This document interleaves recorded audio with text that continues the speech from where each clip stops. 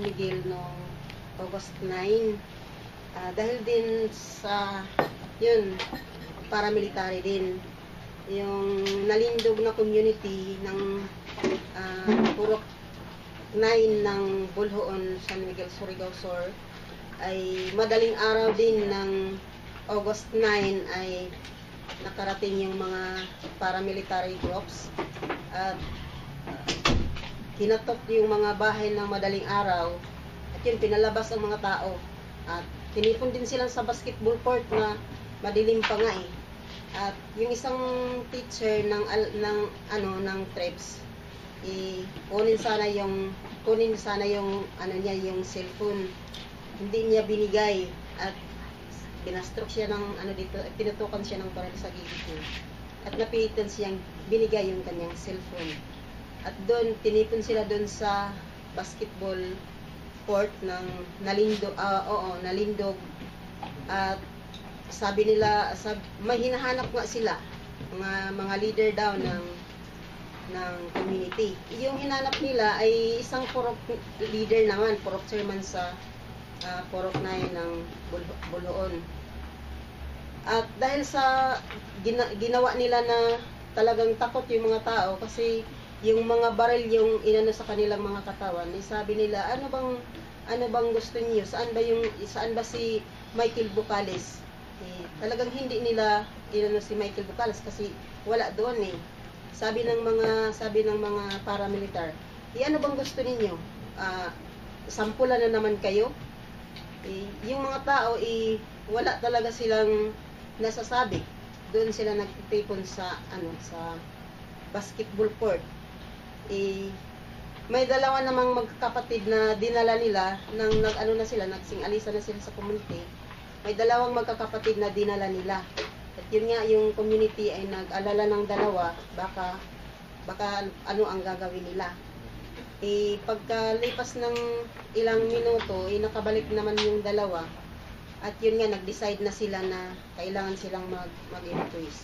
Kaya ng araw na yun, August 9, ay nagpakwit sila ng alas 3 ng hapon.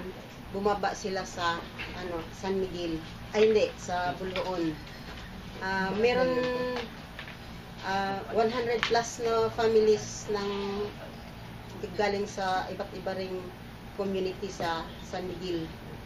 At dahil sa hindi maayos yung evacuation center doon sa Bulhoon, kasi yung gymnasium ay hindi pa natapos, nagdesisyon yung mga evacuees na pumunta sila ng San Miguel upang malapit sila sa mayor at malapit sila ng simbahan na yun ang inaasahan na tumutulong sa kanila.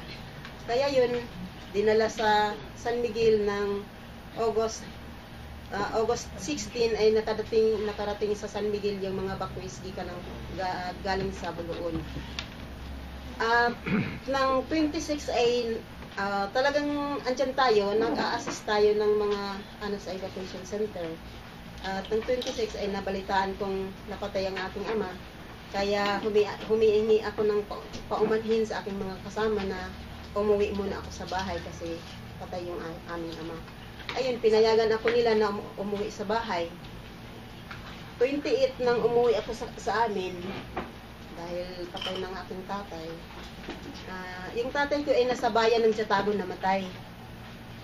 Dahil nga may tradisyon sila na kailangan yung mga matanda ay pag-isahin ng libingan. Kasi yung tatay nila ay doon nilibing sa cemetery ng community.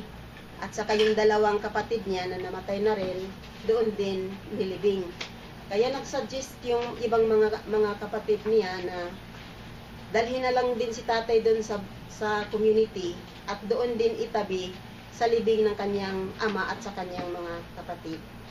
Kaya ng 29 ng August ay dinala namin si tatay doon sa community, sa Hanayan nga. At pagdating namin doon ng 29 ng alas 7 ng gabi, may nakarating na mga sundalo.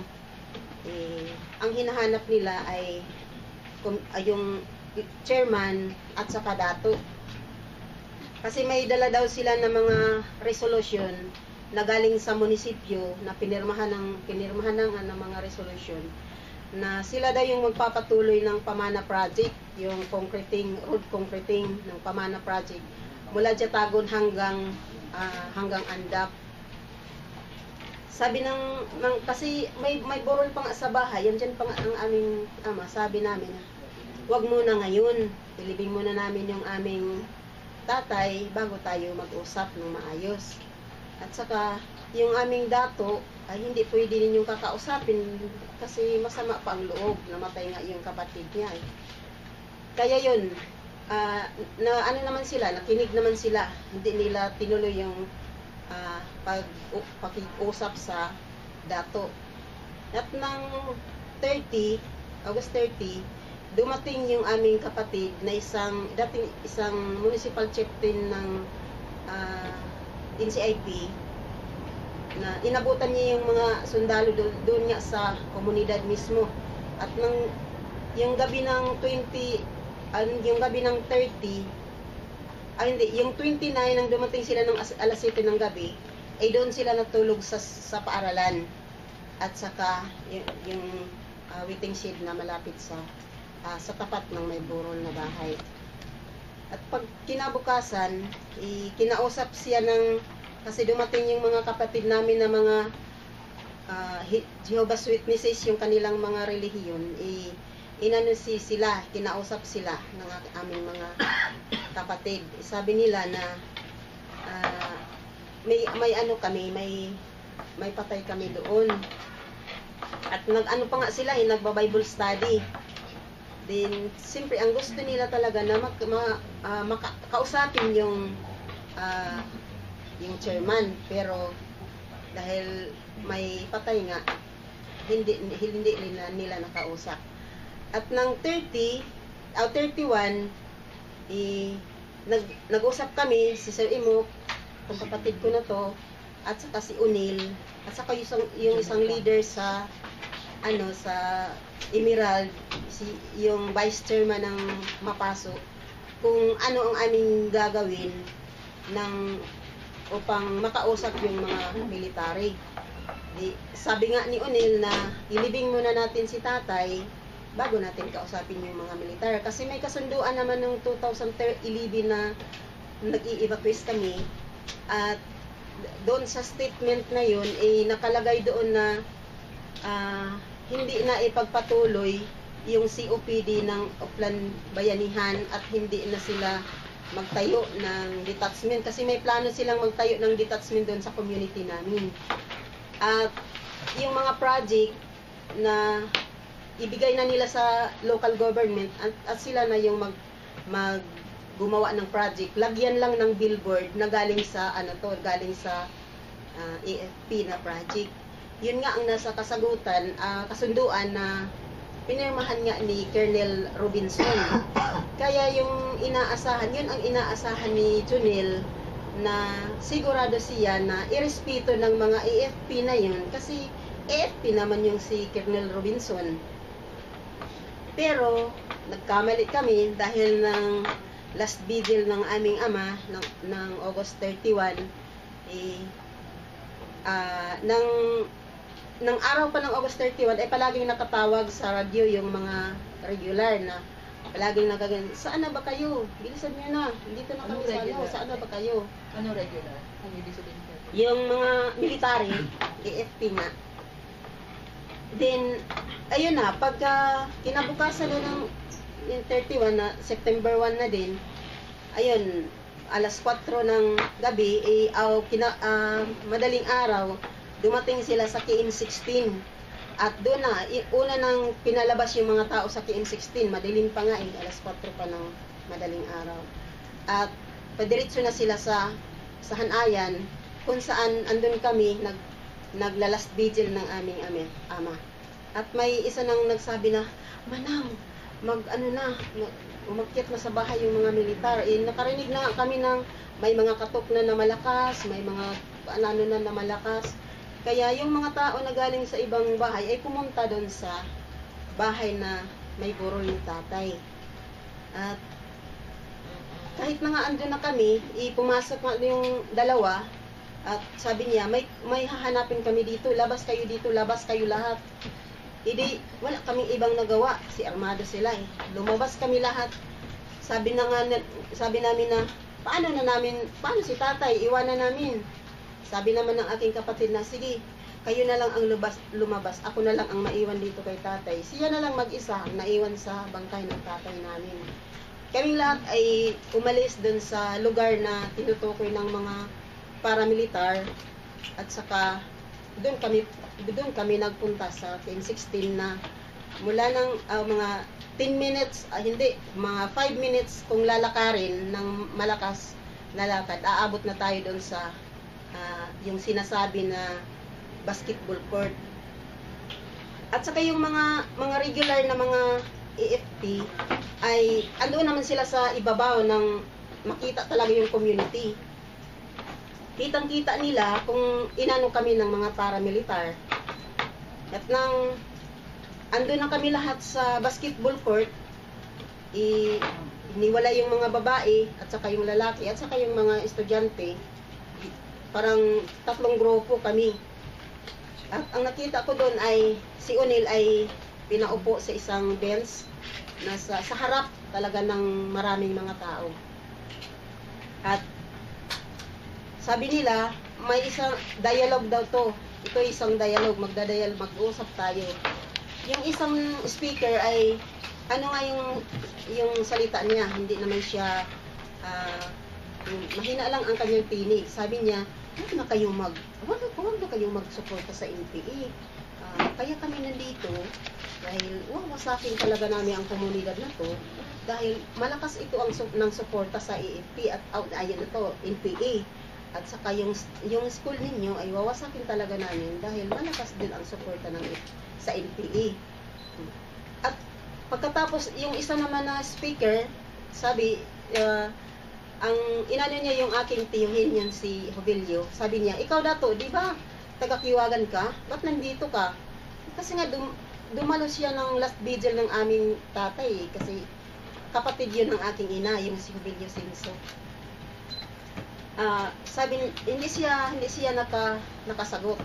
At agad sumabi ang yung si Abab Tejero.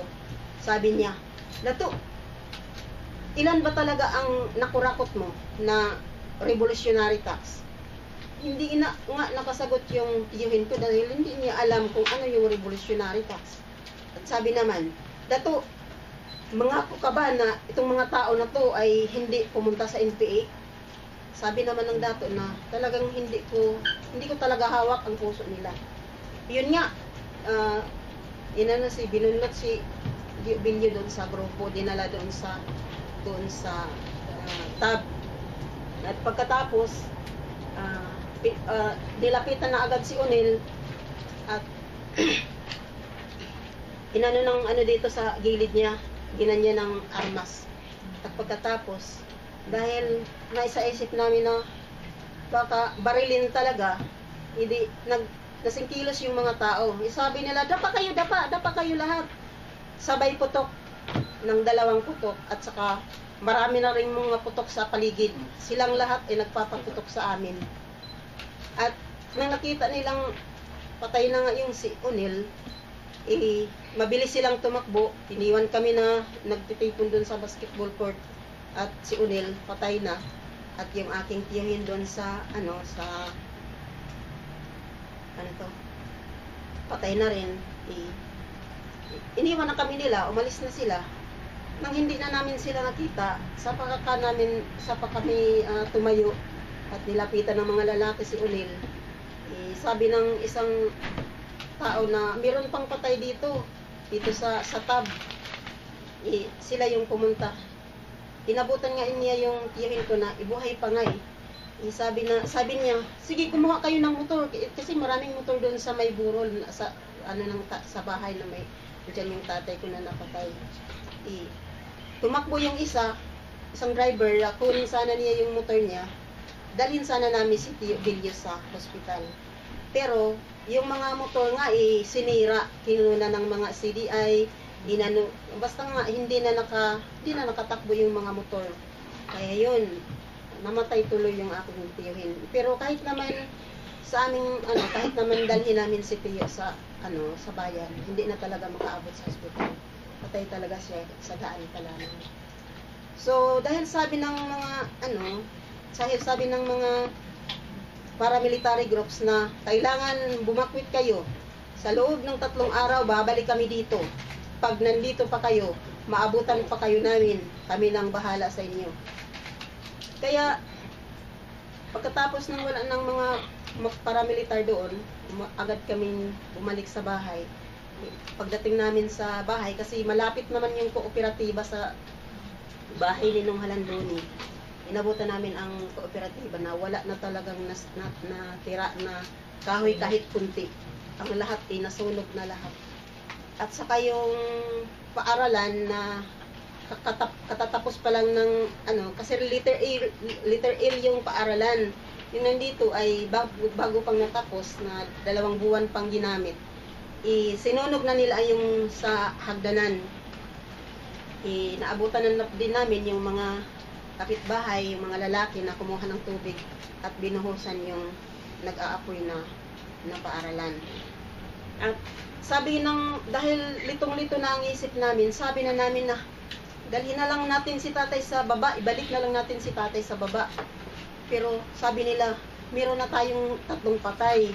At kung dalhin pa natin si tatay, talagang mahihirapan tayo sa lakad natin. Kaya nag-decide na lang sila na ihatid na agad si tatay kahit wala pang agahan ang mga tao. Kaya sa oras na yun, dinala si tatay sa kanyang libingan na yung mga tao na nagtulong sa amin ay wala pang kain. At hanggang nang bumalik sila, nakahanda na talaga kami. Ang lahat ng tao ay nasa labas ng bahay, nasa karsada na nakapila na handa ng lumakad. At nagpapasalamat kami kasi mayroong multicab na binigay ng ICRC sa amin. Iyon ang kinargahan namin ng mga bangkay na yun multicab ay nauuna at sinunda namin ng mga tao. Simula kaming naglakad mula Hanayan hanggang Jatagon. Mula Hanayan alas 9 kami nagsimulang lumakad. Umabot kami sa Jatagon ng alas 3 ng hapon.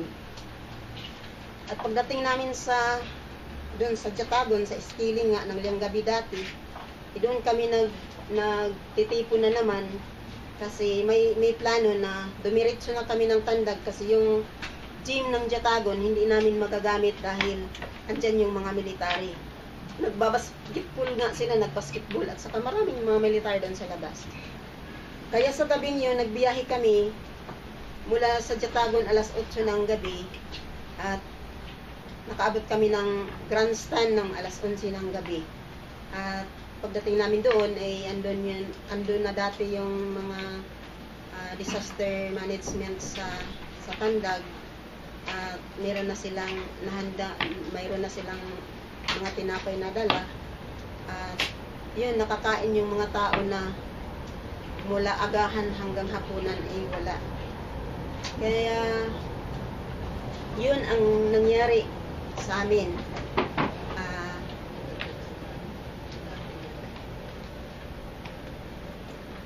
Baka may dagdag po kayo. Sa wala pa ako si Jose Campos, community leader ng Hanayan. Sa wala pa nila gipatay si Junel, nag-ingon sila nga gikan karon duha ka adlaw kung dili mo muhawa dire, balikan kan pagbalik na mo sulod sa duha ka adlaw nga naa pa mo dire, masakir na ang na ninyo mahayaguman. Hindi pa nila pinatay si Junel, nagbanggit yung mga paamilita at pinabandaan sila na 3 araw simula ngayon ay kailangan nyo nang lumikas sa magpakwit dahil pag bumalik kami at nandito pa rin kayo, masakit ang aabutin. So kana maoy epekto sa ilang gihimo agawas pa sa pagpatay ug naapod sila bahad sa amoa. So mao to nga nanglakaw nami kutob ra sa among bitbit ug wala nami ingon nga nakadala pa mi og among pagkaon, wala na nakaingon nga modala pa mi og among sinina. Kutob ra sa nakuan sa lawas ug wa na gani makabitbit og bisan kaldero na lang gamay. Bukod sa pagpatay, kasama na yung pagbabanta sa kanila kung kaya nagdesisyon silang lumikas agad-agad. Kung kaya nung paglikas nila ay kung ano lang kaya nilang bitbitin, yun lang kaya nilang madala. Kahit yung mga kaldera nila o ibang mga kagamitan ay hindi na nila kinaya pang dalhin. Yung nga sumpay sa giikuan ni Pemya, diha man mi tanan kay gitigo man lagi diha sa may basketball court. So kadtong nagbira kang Junel nakailami na grupo tuod og magahat kana lagi giarmasan sa sundalo nga manubog gihapon para sa namo nga sinultihan. So kana sila ang ilang kuan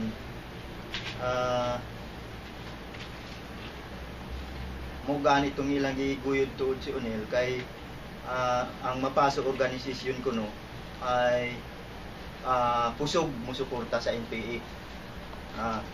Tapos mauna nga kinahanglan sa inyo patyon ang inyong chairman, ang inyong dato para wala nay mo kuan sa inyo nga mga tao nga musuporta sa NPA. Kakagtong nung sinabi ni Nanay Peña na inipon sila lahat doon sa basketball court, kilometer 16. Kilala nila yung humablot, pumatay kay Junel. Na isang ang miyembro ng paramilitar na magahat, na itong mga magahat na ito ay inaamasan ng mga sundalo. At ang bibig nila ay dahil sa malakas yung suporta ng MAPASO, ito yung organisasyon ng mga lumad doon, malakas yung suporta nito sa NPA, kaya kailangang patayin daw yung mga leader na kagaya ni Junel Campos. At kadtong una pa nga mga bakwit, maugani na nga ang among kuan nga nganong makasulti sila nga supporters kuno mi sa NPA ang MAPASO organisasyon. Kada bakwit namo kana maoy kuan kana maoy ilang bato sa among mga pasangil kay kada pag-operasyon sa sundalo kada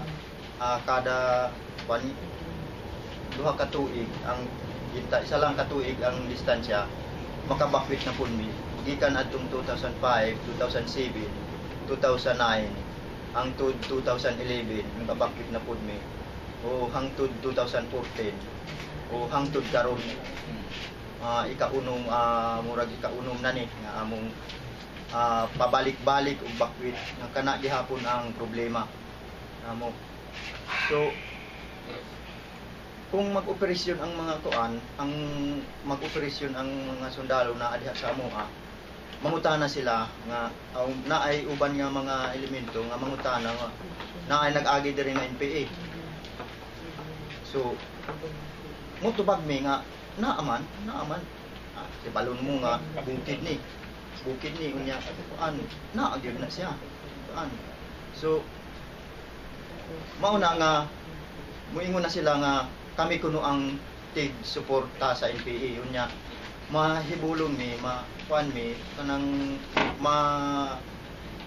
kuan mi nganong makasulti man sila ni ana nga di man kami kabalo mo himo anang pusil, di man kami kabalo mo himo anang usang mga gamit sa NPA o unsa pa diha nga mga angay namo isuporta sa NPA wala man may na pansamo o galingon nga angayan nga isuporta namo sa NPA. So, bisan na nga mo pagkaon, na-establish ang among panginabuhian sa pag-abot na sa eskwelahan. So, naay sila'y project tong si Sir Emo katong namatay nga food security project. So, appeal mi niya sa pag hatag og edukasyon, hatag og mga pang-agriculturist nga mga kasinatian. So, adisir pa na angat ang among kuan. Pero sa wala pang eskwelahan, halos tungod sa sige namong bakwit. So, magutman mi tungod kay sigin man lagi mi kadislukar sa among Pinoy-anan. So, ayun. Ilang beses na kaming nagbabakwit. Simula 2005, 2007, 2009, 2011. Ngayon nga 2015. Halos 12 or 15. Halos halos 2 taon lang yung pagitan, nagbabakwit na naman. Ang lagi nilang rason kung bakit nagmimilita sa yung lugar ay dahil mga supporters daw ng NPA sila. Minsan nga daw, doon panahon na nag-ooperation yung mga military doon, tinatanong sila kung may mga NPA bang dumadaan dito. Sinasagot naman nila na, oo, may mga dumadaan dito dahil alam nyo namang bukid ito. Tapos yung kinakano ng loob nila dahil pinagbibintahan silang mga supporters ng NPA, hindi naman daw sila gumagawa ng mga bahid at ibang kagamitan na para ibigay sa mga NPA.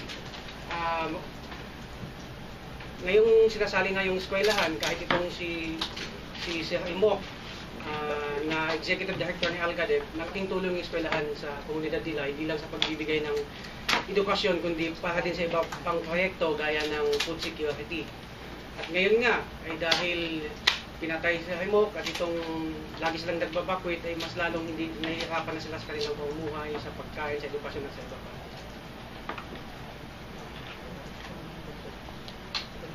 may kunto. Kay maugani na siya karon nga tuan. Pinikaron nga pagbakwit namo dako gyud na ang kabalaka kay bisan ang teacher sa Alcadeb ila lang gipatay. So nabala kami kung unsaon na namo pag padayon tong mga bata pagka-eskwela o gikan sa elementary hangtod sa high school. Kay high school man ang gikuan ni Sir Emo. So kami po ang kabalaka namo pag dili pananglitan ko nga dili muhawa ng mga sundalo diha, dili sila muhawa unya padayon na sila nga nagpuyo diha. So asa na kaha mi